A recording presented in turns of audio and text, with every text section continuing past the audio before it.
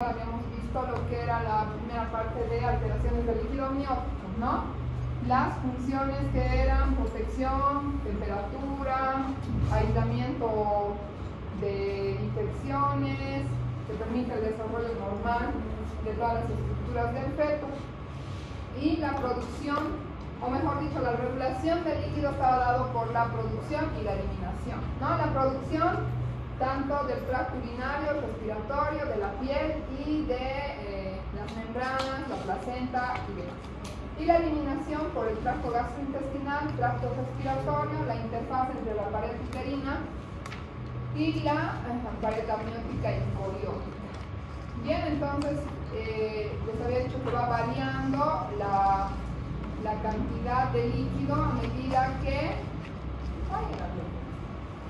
avanza el embarazo, ¿no? Al principio, como ustedes pueden ver en las ecografías, es escaso, luego va aumentando hasta llegar a su punto máximo y posteriormente va a haber una disminución hasta más o menos alcanzar 200 a 300 ml. Bien, entonces vamos a poner como rango normal la cantidad de líquido amniótico que se va a calcular a través del índice de líquido amniótico, ¿no? El ILA, el índice de líquido amniótico. A través de eso, en la ecografía, nosotros vamos a poder tener un rango normal que va a ser entre 200 a 300 ml al final del embarazo. Para hablar ya de las alteraciones, ¿no? Hemos dicho que oligo va a ser poco, ¿no? Oligohidramios y poli. Entonces estos dos son los que pueden estar alterándose y se van a presentar como alteraciones del líquido amniótico. El oligohidramios, como ustedes ya lo han dicho, va a ser la disminución del volumen amniótico en un valor menor a 400 ml. Aunque el rango está normal, ¿no? Después del segundo trimestre, o cuando el ILA sea menos de 5 ml. Entonces, mejor para no equivocarnos, vamos a poner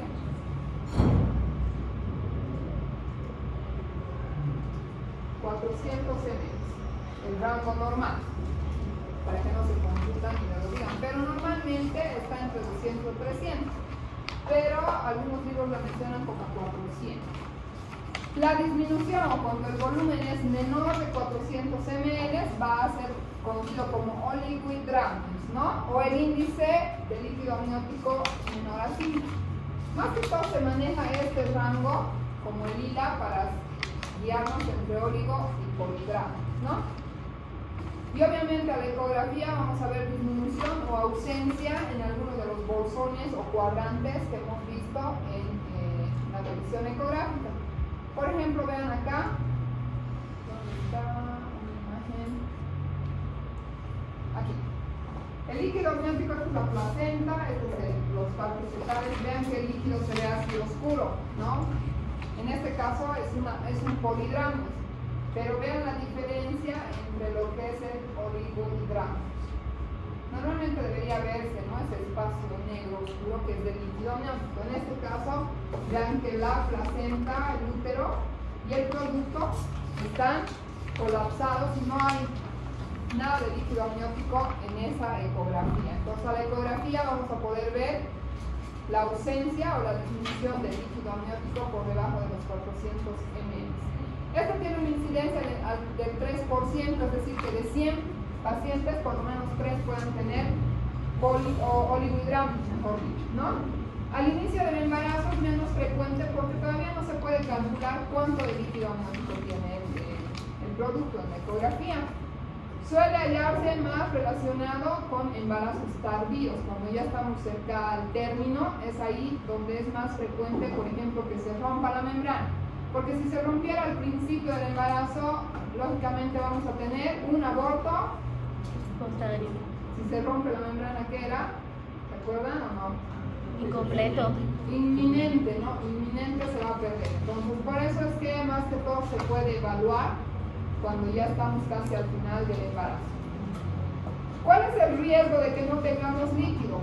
Uno, que comprimir especialmente el cordón umbilical. Al estar en contacto el útero con el cuerpo del bebé, lo que hace es comprimir en alguna porción el cordón umbilical, haciendo que modifique la frecuencia o incluso llegue a tener un sufrimiento o una hipoxia fetal a la larga. Entonces, eso es quizás lo más llamativo en un oligohidramio, o en algunos casos cuando se produce de manera temprana. Les he dicho que el producto, al no tener el espacio o el ambiente adecuado para su crecimiento, puede tener malformaciones en las extremidades, que se quede, digamos, como estaba en la posición fetal, ¿no? O sea, con la vista, las manitos, los piecitos o alguna estructura. En la mayoría de los casos, casi siempre va a estar relacionado con lo que es la ruptura prematura de membranas, que es un tema que también vamos a ver hoy, que se refiere a que las membranas por algún motivo se rompen y se pierde el líquido. La mayoría es a causa de la ruptura, pero otra parte está asociada a malformaciones fetales, que hemos dicho la vez pasada que pueden deberse a malformaciones urinarias, ¿no? Especialmente que tengan amnesia renal, o sea, que no tenga riñones o que tal vez el sistema urinario tenga falla en alguna de sus porciones, extrofia vesical, amnesia renal, displasia renal o disgenesia gonadal, alguna otra patología como malformaciones esqueléticas del sistema nervioso central. Ustedes saben que la producción de orina, ¿de dónde están enviando las señales? Desde el cerebro, ¿verdad? Entonces también alguna malformación en el sistema nervioso puede hacer que hayan fallas en la producción de orina y por lo tanto haya un oligohidramio. Entonces, existen también causas asociadas al feto, como la restricción de crecimiento, el sufrimiento fetal. Al haber sufrimiento fetal, ustedes saben que, o van a saber la siguiente semana, de que le llega menos cantidad de sangre al bebé por alguna causa. Esa menos cantidad de sangre, el feto, igual que cualquier persona adulta, empieza a redistribuir. Trata de cuidar especialmente lo que es el cerebro, los riñones, las glándulas suprarrenales, haciendo que de alguna manera disminuya la cantidad o el filtrado glomerular. Entonces puede haber una disminución de la cantidad de líquido amniótico. El embarazo prolongado por envejecimiento de la placenta hace que haya una restricción tardía y también puede haber un sufrimiento fetal que hace que también de igual manera disminuya la cantidad de líquido. Y como les decía, la ruptura prematura de membranas es una causa muy común, ¿no? Y vamos a aprender a diagnosticarla ahora. Diagnóstico o etiología, placentaria, DPPNI, la transfusión fetofetal, son otras patologías que podrían estar asociadas a menos cantidad de líquido amniótico. La insuficiencia uteroplacentaria, las enfermedades maternas como la preeclampsia, eclampsia, la hipertensión arterial, la diabetes, algunos fármacos. ¿Se acuerdan que les había dicho? ¿Se van a acordar de la indometacina? Cuando hablemos de alteraciones del líquido amniótico, la indometacina reduce la función renal en el feto.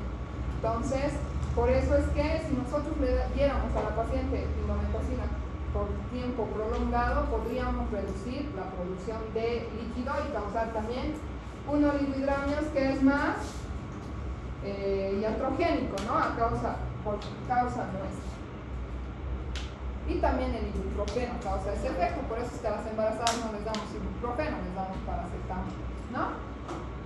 La restricción de crecimiento intrauterino, que ya lo hemos visto en los temas anteriores, se acuerdan que estaba muy asociado al oligohidramnios, eso debido a la hipoxemia, ¿no? Hay mala perfusión placentaria. Hemos visto que la placenta en la restricción de crecimiento es más pequeña, más calcificada, no tiene esa función normal, especialmente en la restricción tardía, ¿no? Del tercer trimestre. Eso hace que le llegue al feto menos cantidad de sangre, haciendo que haya una redistribución del volumen para proteger el cerebro, que es lo más importante para el feto. De esta manera hay una menor perfusión renal, mayor liberación de hormona antidiurética, haciendo que haya menor cantidad de orina en estos fetitos.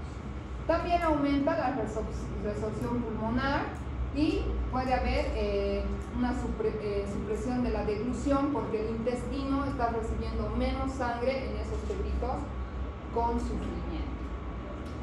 En un estudio que se ha hecho en varios fetos con restricción, se ha visto que va a haber alteraciones de la frecuencia cardíaca, debido a que el corazoncito intenta bombear la poca cantidad de sangre que le está llegando a través de esta placenta alterada, ¿no? Y se ve que al hacer una amnioinfusión, es decir, colocarle líquido a través del abdomen por una punción, aumentarle el líquido, le llega un poco más de volumen al feto y mejora esta frecuencia cardíaca. Pero esto no ha mejorado al final, digamos, del embarazo los resultados que tenga el feto. La hidratación materna también ha demostrado que puede estar asociada a aumento del índice de líquido amniótico, pero eso no significa que le vamos a mandar a la mamá a tomar 10 litros de agua al día, ¿no? Pero sí, por aumento del volumen sanguíneo circulante por la hidratación, sí se puede mejorar la cantidad de líquido amniótico. En pacientes con oligohidramios prolongado hay alto riesgo de hipoplasia pulmonar. Al comprimirse el feto en ese espacio que no tiene líquido, el pulmón no tiene el espacio para poderse distender. Entonces se ha visto que varios bebés, especialmente los que tienen oligohidramios de largo tiempo, por decirles, no sé, desde que se ha producido una ruptura de la semana 25 y nace a la semana 37, puede estar asociada a una hipoplasia pulmonar. Porque el líquido amniótico, como sabemos, es importante para el desarrollo de los pulmones. Al mismo tiempo, también ustedes tienen que recordar en embriología, me imagino que han visto, que el pulmón se va desarrollando por semanas, ¿no? Desde el desarrollo embrionario, desde la concepción hasta la 5ª semana, es una fase pseudoglandular. Posteriormente hay una fase canalicular, luego se van formando los sacos terminales y por último se forman los alveolos. Entonces el oligohidramios, con la falta de espacio para el desarrollo pulmonar, hace que haya una hipoplasia. ¿Cuándo debemos nosotros controlar o cuántas veces le vamos a pedir a la paciente ecografías? Porque ese es el medio a través del cual vamos a ver cuánta cantidad de líquido tiene o no. Entonces, durante el control prenatal, nosotros vamos a ir haciendo estudios, ya sean transabdominales o transvaginales, para ir evaluando tanto la madurez fetal como la cantidad de líquido amniótico. Se evalúa especialmente, como les digo, a partir de las 20 semanas en adelante la cantidad de líquido para considerar que haya o no oligohidramios, porque si no sería un aborto, ¿no? Entonces, ¿cómo vamos a hacer el diagnóstico? Primero, clínicamente. Yo creo que traigo un premio, que lo pongo.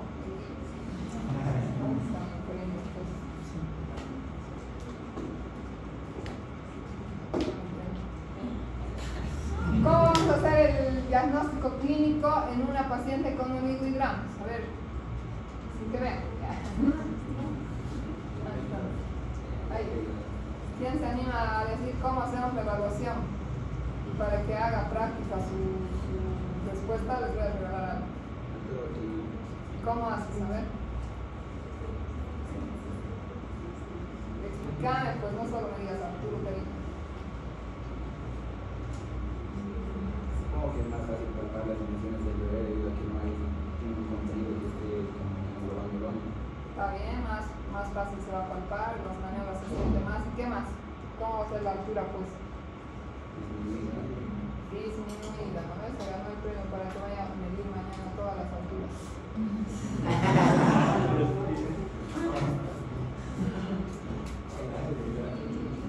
Entonces, en el examen físico vamos a medir la altura uterina. Para varias cosas han visto que la altura uterina nos va a servir para saber si el feto es grande, para saber si hay oligohidramios también, por ejemplo.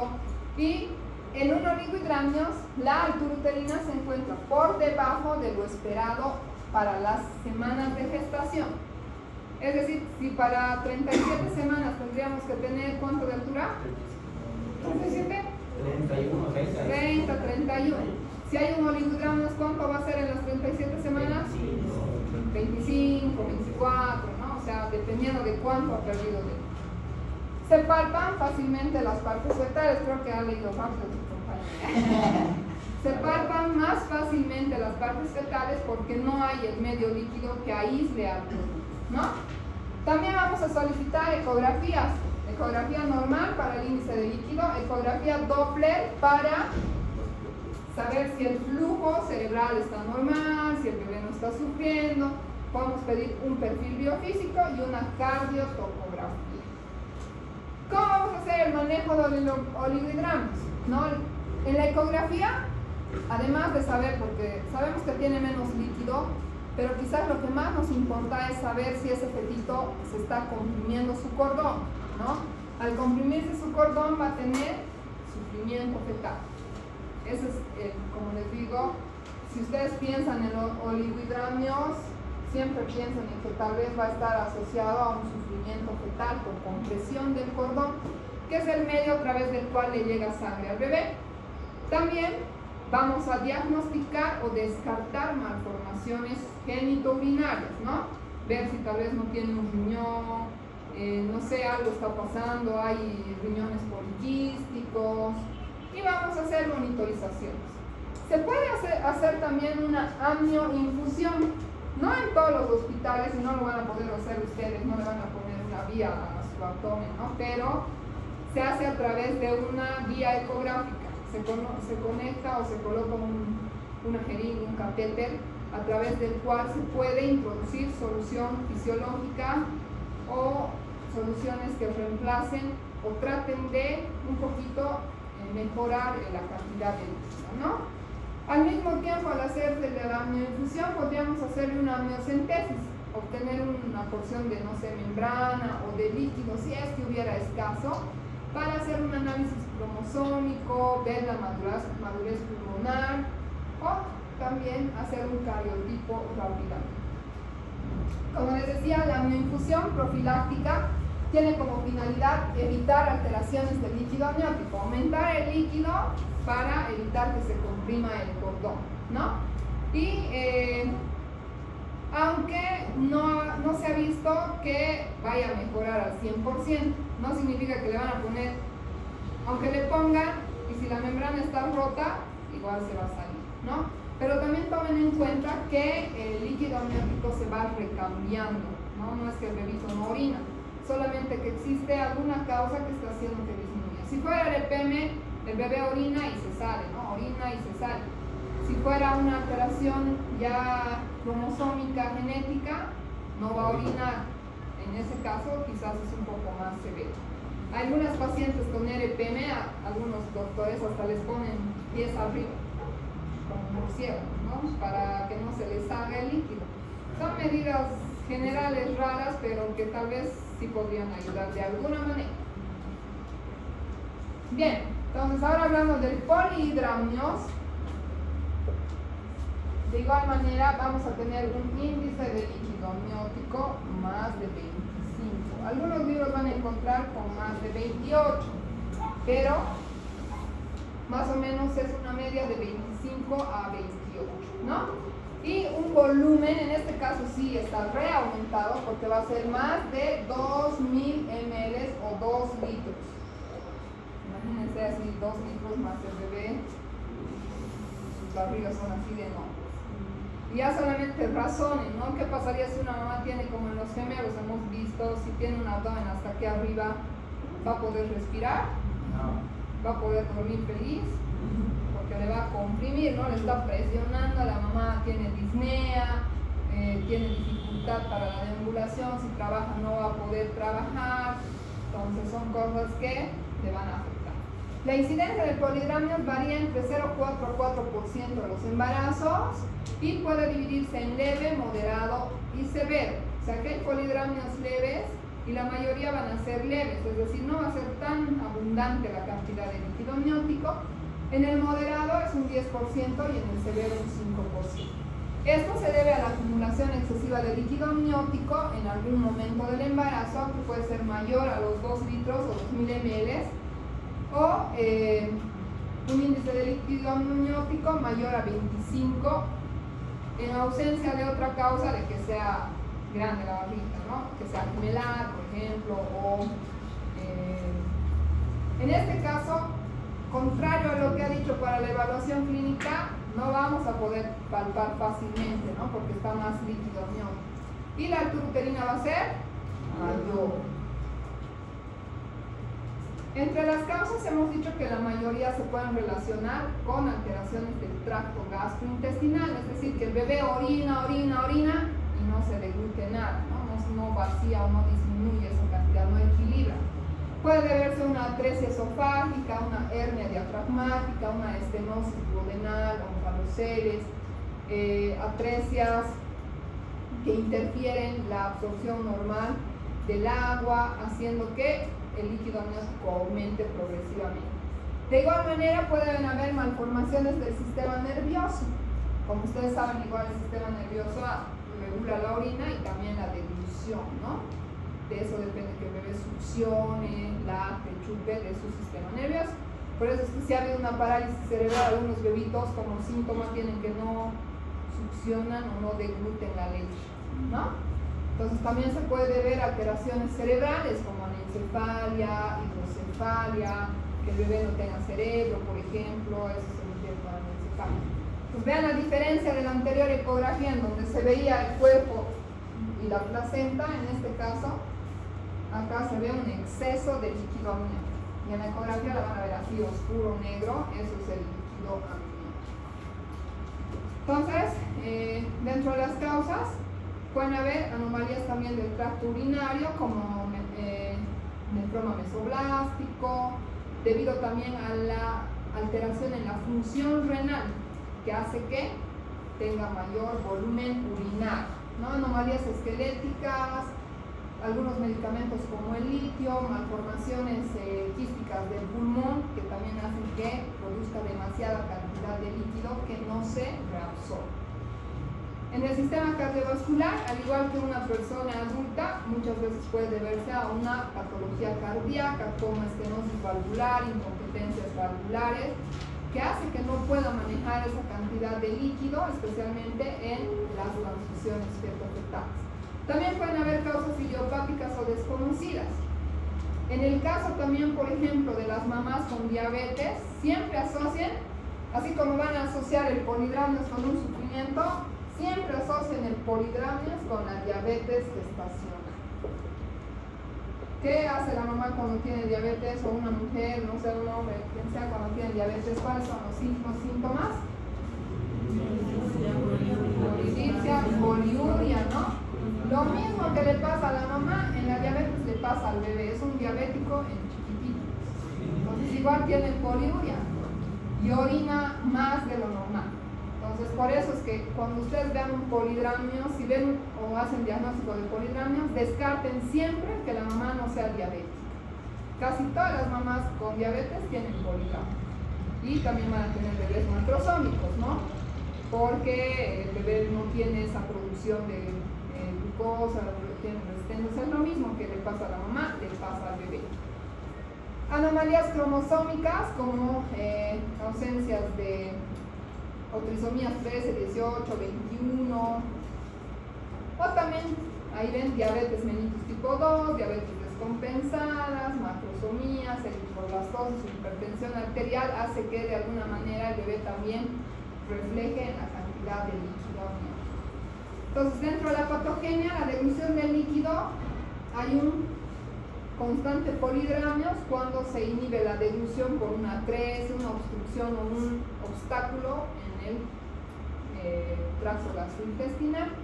También puede haber secundario a alguna malformación del sistema nervioso, anencefalia o espina bífida, aumento del transudado, ¿no? La espina bífida está expuesta hacia el líquido amniótico. A través de esa exposición, que es una membrana que no tiene una queratinización, de igual manera puede salir más cantidad de líquido hacia la cavidad amniótica, ¿no? Ay. Los gemelos, como hemos visto, los monitos, ¿no? Los monocigotos tienen el síndrome de transfusión feto-fetal.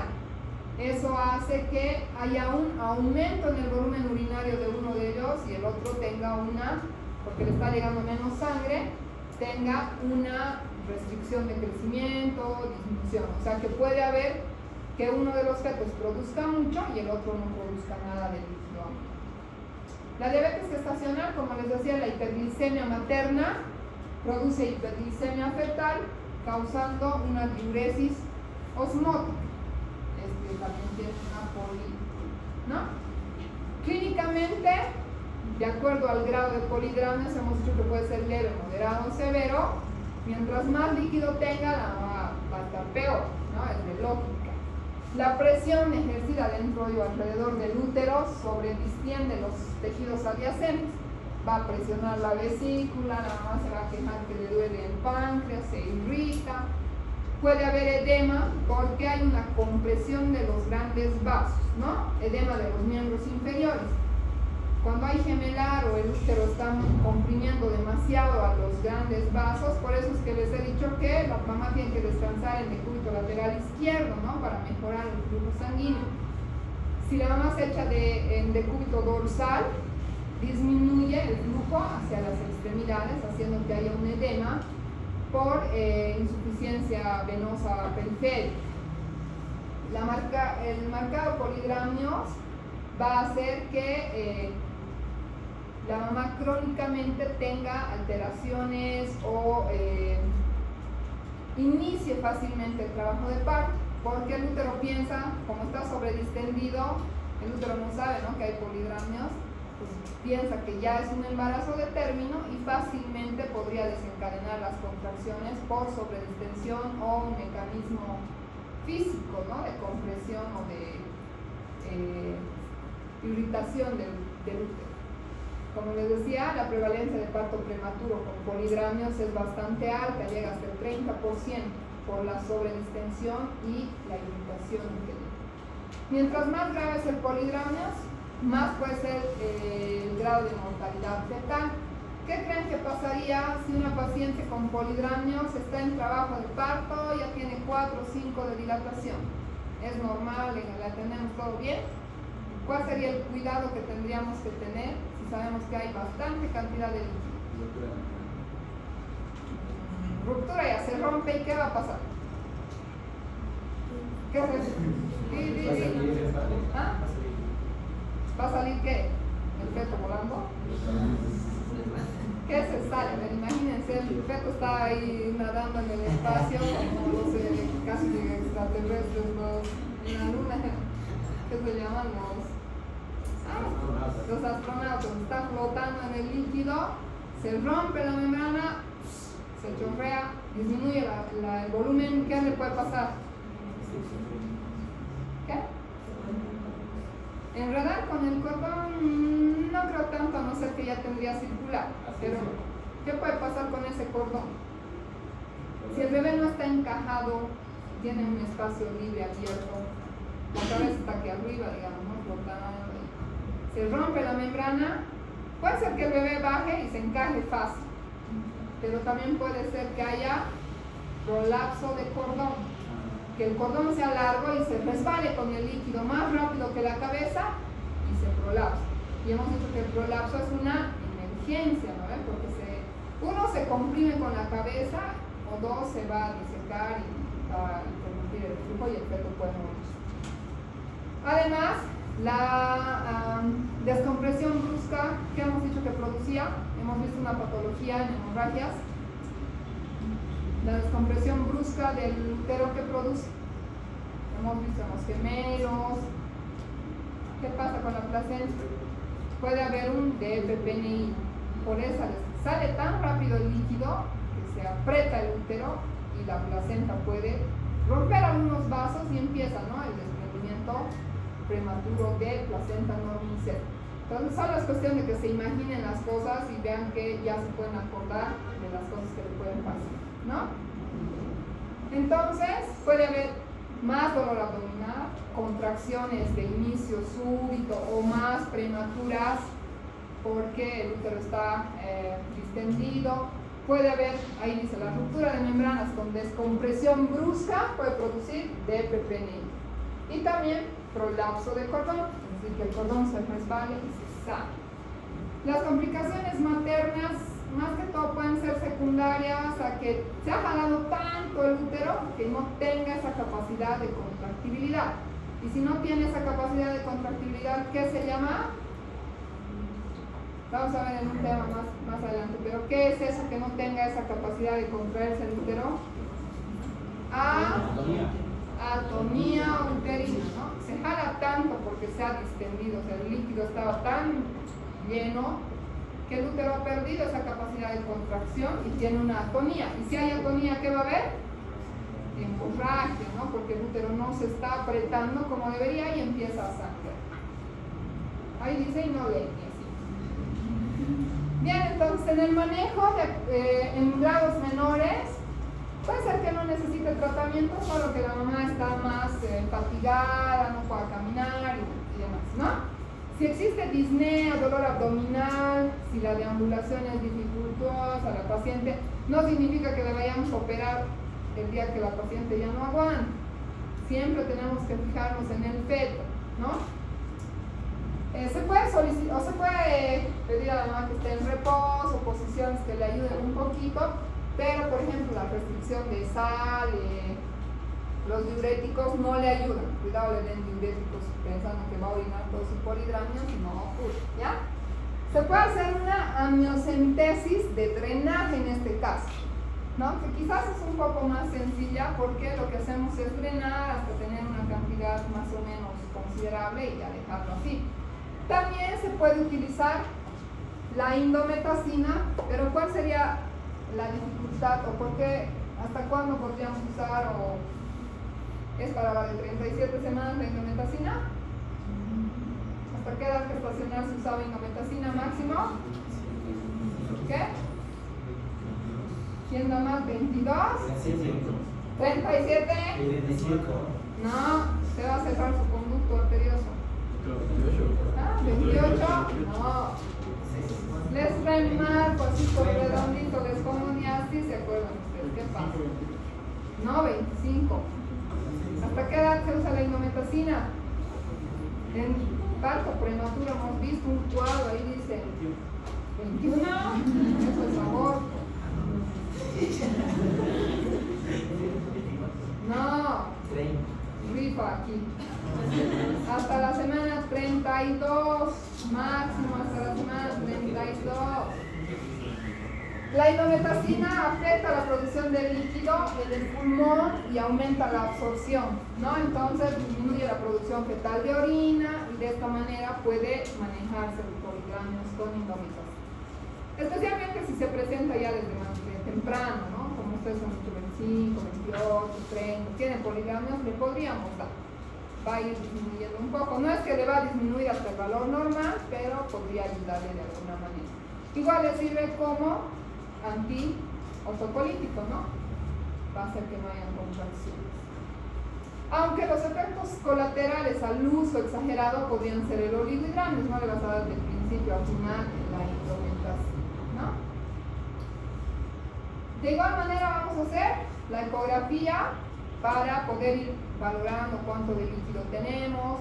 Podríamos hacer una amniocentesis, podemos hacer, si estamos suponiendo que la mamá es diabética, vamos a hacer pruebas que nos ayuden a descartar la diabetes, ¿no? Prueba de tolerancia a la glucosa, exámenes de serologías como toxoplasmosis, citomegalovirus. Podríamos utilizar, si empieza a tener contracciones, sería una amenaza de parto prematuro. En estos casos podremos usar nifedipino, antiprostaglandinas, que es la indometacina, ¿no? O amniocentesis descompensivas o terminación del embarazo en caso súper necesario, pero les he dicho, no significa que porque tengan polidramios interrumpimos el embarazo. Y ¿alguna duda, chicos? Del polidramios, de los oligohidramnios, ¿han entendido o no? En resumen, ¿cuál es el resumen? ¿Quién se anima a hacer un resumen del tema? Me va a poner 30.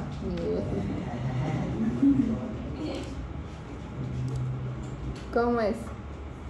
En resumen, chicos, ¿quién me podría hacer un resumen rapidito?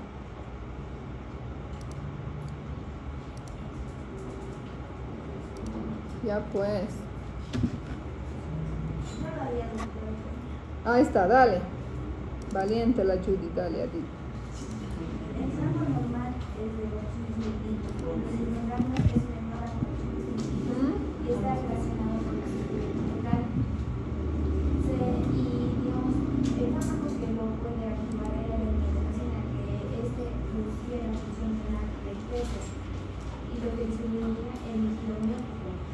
¿De qué estás hablando? ¿Del poligramias? Ah, ya. No, del oligohidramias. Lo puedes encadenar. Si le damos, si tiene oligohidramias, y ya, digamos que está bien, ya, dale. Y el poligramias es cuando hay un índice de líquido amniótico mayor a 400 mililitros o más de 200 mililitros. Muy bien. En otro grupo que 28.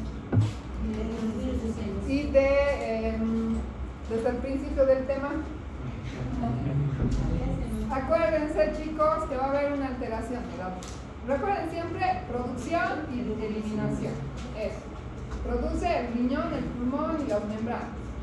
Y extrae o elimina el tracto gastrointestinal, también las membranas de alguna manera, ¿no? La piel y demás. Entonces, cualquier alteración, sea de eliminación, si es de eliminación, te va a dar poligramos. Si es de producción, te va a dar oligohidramias. Y además acuérdense de la RPM, que es la ruptura de membranas, que ahora van a aprender y vamos a con eso quizás entiendan un poco mejor porque hay oligohidramias, mejor dicho, ¿no? Entonces, como su nombre dice, ruptura, se rompe, ¿no? Algo. Prematura, prematura no quiere decir que tienes menos de 36 semanas, por si acaso. En este caso, cuidado, se confunden en el examen, ¿no? Ruptura prematura, no piensen que es ruptura menos de las 36 semanas, sino que prematura quiere decir antes del inicio del trabajo de parto. Normalmente cuando estamos en trabajo de parto, la paciente, mejor dicho, está en trabajo de parto, ustedes, ¿no? Cuando está la paciente, en algún momento llega a tener 4 o 5, puede romperse espontáneamente, ya por distensión, porque el útero lo está apretando, el bebé le está comprimiendo, se rompen las membranas y esa es una ruptura espontánea de membranas, por eso se llama REM, ¿ya? Puede haber también una ruptura artificial de membranas que se llama RAM, o sea que nosotros con un aparatito que se llama uña, mentira, con la uña se puede romper, pero se llama amniótomo. Amniótomo es como un palito así de metal que tiene un ganchito en la punta. Alguna vez van a ver, los que vayan en viernes a la materia van a decir, maestra, no se las amniótomo, ya, para que los muestren. Es como un cosito largo, un fierrito largo, como un palillo, digamos, que se introduce y nosotros con esta mano tocamos y con otra metemos y desgarramos la membrana.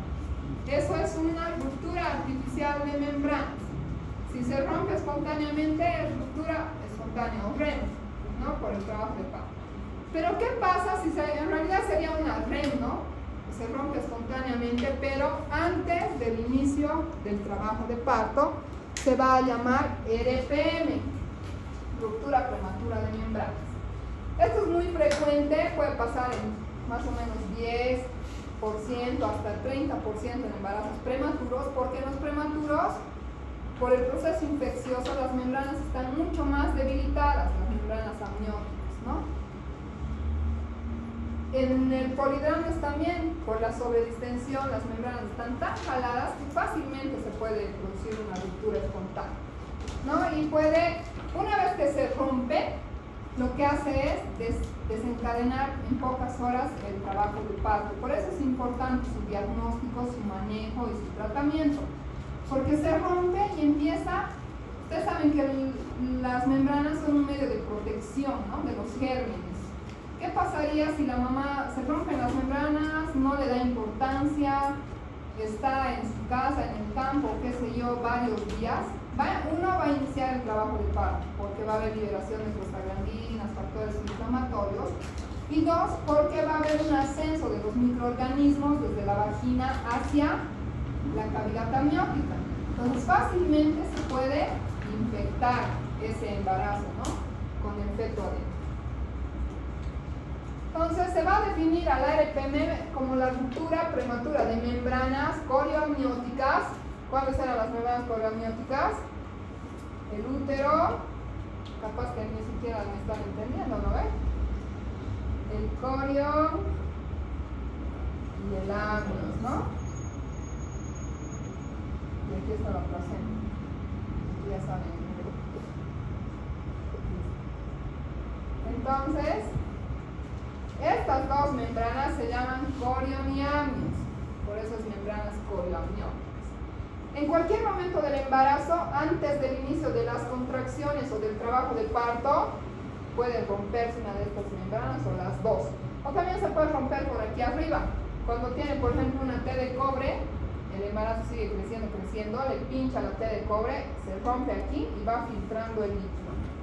Es una ruptura alta que también se puede dar, pero solo para que conozcan que se puede dar. El punto es que si se rompen estas membranas antes del inicio de las contracciones o del trabajo de parto, estamos ante una ruptura prematura de membranas. Esta puede ser precoz cuando ya estamos con 37 semanas, se ha roto y estaba horas antes o días antes a que se inicien las contracciones. Esa no es tan riesgosa, ¿no? Mientras más temprano en el embarazo se presente, mucho más riesgo va a haber. ¿Por qué? Porque hemos visto que el líquido ayuda a desarrollar el bebé, a mejorar o madurar los pulmones, ¿no? Entonces, complica mucho más.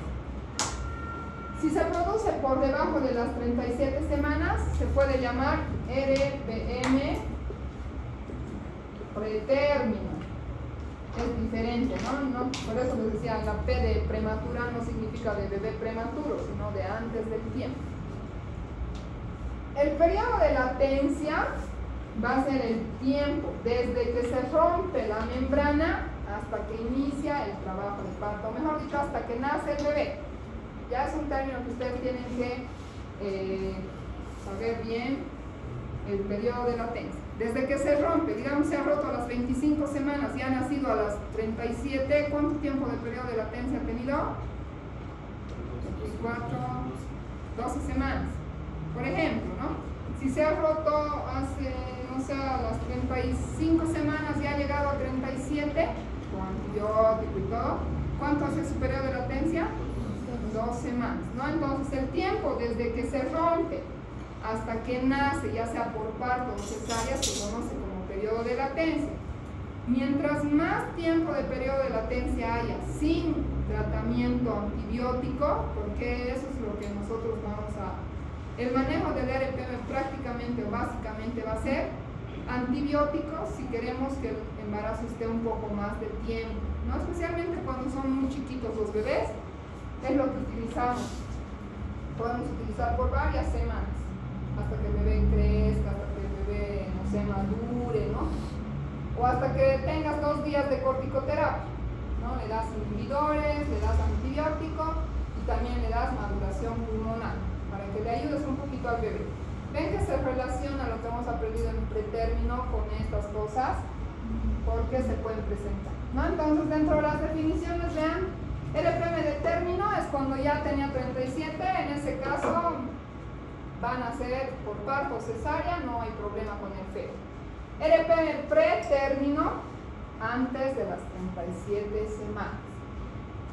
RPM precoz, durante el trabajo de parto, antes de la dilatación completa, no horas antes o un día antes. Periodo de latencia, tiempo que transcurre desde la ruptura hasta que nace el bebé, ya sea por parto o cesárea.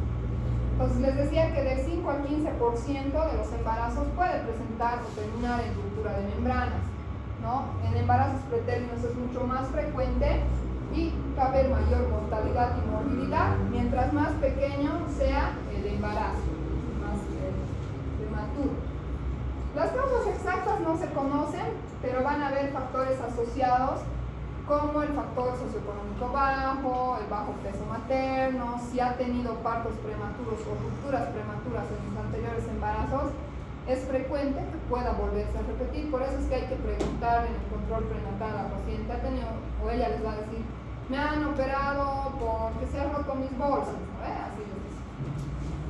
Y las infecciones cérvico-vaginales o infecciones urinarias. Las infecciones debilitan mucho las membranas y son causa frecuente de que estas membranas se rompan. Entonces, se rompen las membranas, entran las bacterias y se va a producir una corioamnionitis, ¿no? Infección de estas dos membranas. El polidramio, les decía, puede ser un factor de riesgo porque se ha jalado tanto la membrana que en algún momento pues ya no puede jalarse más, se rompe fácilmente.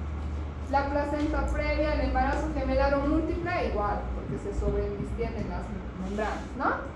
Distorsias de presentación, si es el bebé está transverso, su mano está, su codo está encajado ahí en la membrana, lo puede por presión romper, ¿no? Fácilmente. Las malformaciones o tumores uterinos, si ha habido conizaciones previamente, cortes del cuello porque hay una lesión precursora de cáncer, eso es la conización.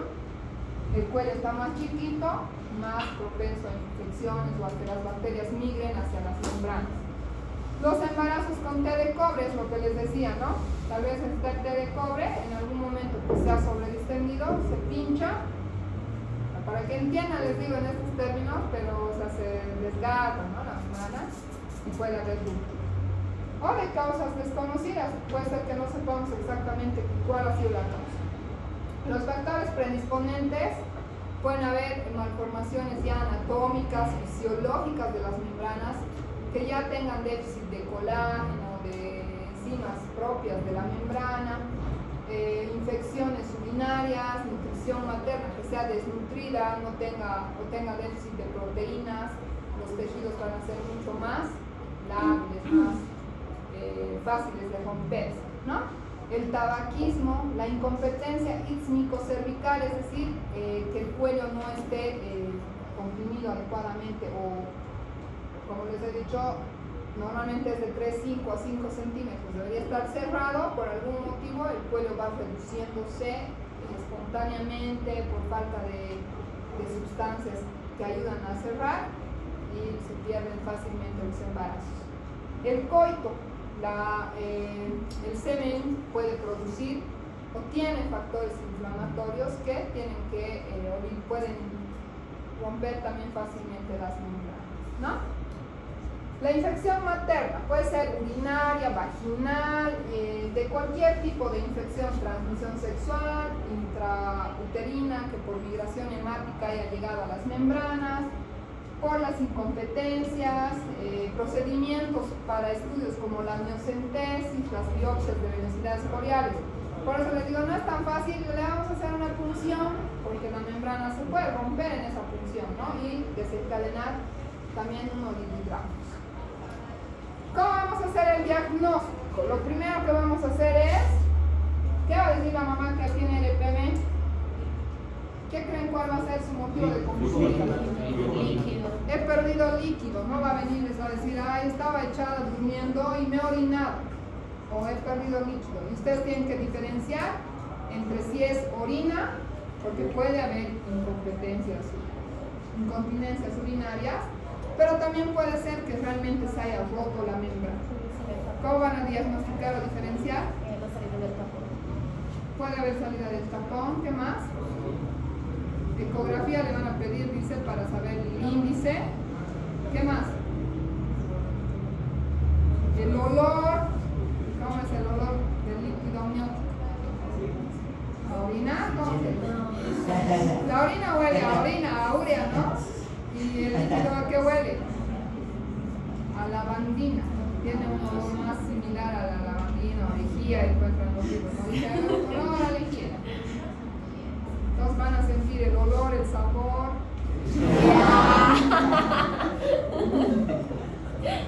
Para saber si es o no líquido. Van a ver pues el color, ¿no? Tal vez ya está verdoso, amarillento, tiene grumos, no tiene grumos, tiene sangre, el olor. Ahora si no pueden con eso, con la clínica, van a ir a hacer la prueba de cristalización o cristalografía. ¿Alguna vez han visto un hecho? ¿No? La cristalografía es bien sencilla. Ven el espectro, ¿no? Primero van a decirle a la mamá que puje. Va a pujar y van a ver qué sale por el cervix. ¿Ya lo han visto en alguna especular? Sí, ¿ven? Ahí está el cuellito así redondo. Van a ver, sale líquido. En algunas es bien franco. Así, franco quiere decir harto, abundante. Piden que puje, ustedes le apretan y sale líquido. ¿No? Esa es una pérdida franca y ya medio que más real. O en algunas puede salir poquito porque ya se ha salido mucho, ¿no? Bastante. Entonces lo que hacen es agarran una espátula de aire, un bajalenguas, no sé, algo, toman ese líquido y lo ponen en un portaobjetos, esas plaquitas de metal, ¿no? Donde hacemos el PAP, en este.